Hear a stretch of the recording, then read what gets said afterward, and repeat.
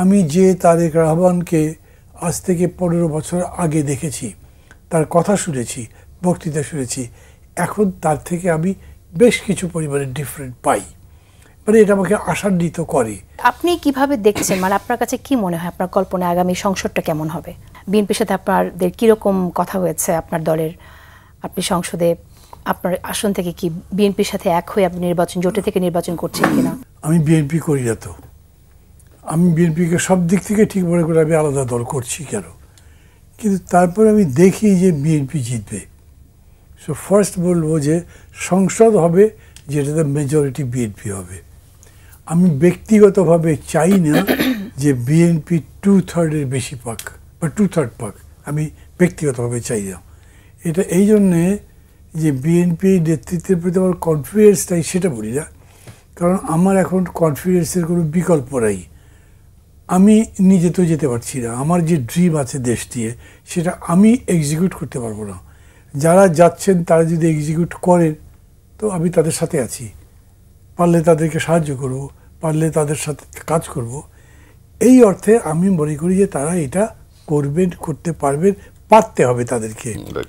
তো এইটা ধরেন ক্রিটিসিজমের দিক আছে যে কী কী পারবেন কী কী পারবেন না, সেইখানে আমি গার্ড রাখতে চাই অ্যাবসলিউট পাওয়ার যেন তাদের না থাকে। বিকজ ওই শব্দ, ওই বাক্য আমার কাছে খুবই ইম্পর্টেন্ট লাগে, কার্যকরী লাগে।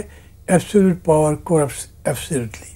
কিন্তু অনেকে তো সেই আশঙ্কা বা সম্ভাবনাকে দেখছে সামনে। কার্য তো দেখছি আমি তা বলছি না, সম্ভাবনাটা আছে এবং ওই রকম একটা জায়গায় বিএনপি যেতে পারে। সো ধরেন আমি যদি আজকে প্রপোজ করি বিএনপি কোনোভাবেই যেন সংসদে নিজেরা 200 আসনে বেশি পাওয়ার চেষ্টা না করে। তারা তো একটা জোটবদ্ধ নির্বাচনের কথা বলছেন, অতএব তারা 200 আসনে ক্যান্ডিডেট দিক আর 100 তাদের পার্টনার যারা আছে তাদেরকে দিক। পার্টনাররা কী করবে পরে, সেরকমটা কি হচ্ছে? আপনি তো ভেতরেই আছেন। আমি ফর্মালি কোনো প্রপোজাল দিই নাই, কিন্তু আমি এই রকম জায়গাতে বলছি। আমি মনে করছি যে একটু দেখি মানুষের মধ্যে রিয়াকশন কি। কিন্তু আমি আপনাকে বলি, আমি এটা আরও 2বার হয়তো 2-3 জায়গায় বলেছি, কিন্তু কোনো ফিডব্যাক পাইনি এখনও। হোয়াই আমি ভেবেছি একটা হতে পারে মানুষ এটা একটা অবাস্তব ব্যাপার মনে করছে, আর দূর বিএনপি ওরকম না, যা পাবে পারলে সবই দিয়ে দেবে। আর একটা হতে পারে মনে করছে যে না এখন এটা ভাববার সময় না, পজিটিভ ভাবনাও থাকতে পারে। তো সেগুলো সবকে যদি আমি যুক্ত করি, আমি তখন পজিটিভিটি এর মধ্যে কী কী আছে সেটা দেখার চেষ্টা করি। আমার কাছে মনে হয় আমি যে তারেক রহমানকে আজ থেকে 15 বছর আগে দেখেছি, তার কথা শুনেছি, বক্তৃতা শুনেছি, এখন তার থেকে আমি বেশ কিছু পরিমাণে ডিফারেন্ট পাই। মানে এটা আমাকে আশান্বিত করে। এখন এটা শুনে হয়তো আরেক পার্টির লোক বলবে আচ্ছা এটা অন্য কোনো ধান্দা। আমার কোনো ধান্দা নেই, বিকজ আমি কিছুই চাচ্ছি না।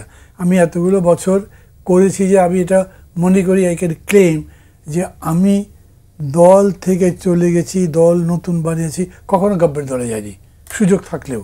তো এইখানে আমি বলছি যে ওইটা আবার টার্গেট হয়, কিন্তু এইটা ঠিক আমি মনে করি বাংলাদেশে একটা মাহাথির মোহাম্মদ হতে পারে। এই যে মাহাথির মোহাম্মদ 100 বছর পূর্তি পালন করলেন, এইটা হতে গেলে মাহাথির মোহাম্মদ সিঙ্গুলারলি হয় না, এটা একটা কালেকটিভ বডির মধ্যে দিয়ে সেরকম হতে পারবে কিনা। সো আগামী সংসদ ওই রকম হোক যেটা ডেমোক্রেটিক্যালি ওই জায়গায় যেতে পারে।